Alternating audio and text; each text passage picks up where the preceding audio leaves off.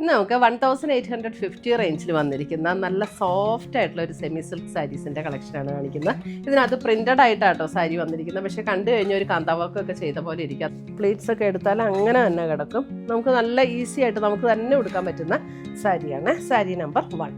ഇത് ബോർഡറും കൂടെ വരും. സാരി നമ്പർ 2.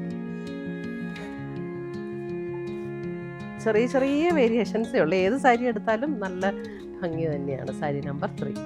ഇതൊക്കെ ഉപയോഗിക്കാവുന്ന മെറ്റീരിയലാട്ടോ. നമുക്ക് എങ്ങനെ വേണമെങ്കിലും റഫ് യൂസ് ചെയ്യാം. ഡെയിലി യൂസുകാർക്കും ഒക്കെ നല്ല സാരീസാണ്. Blouse sari number 5.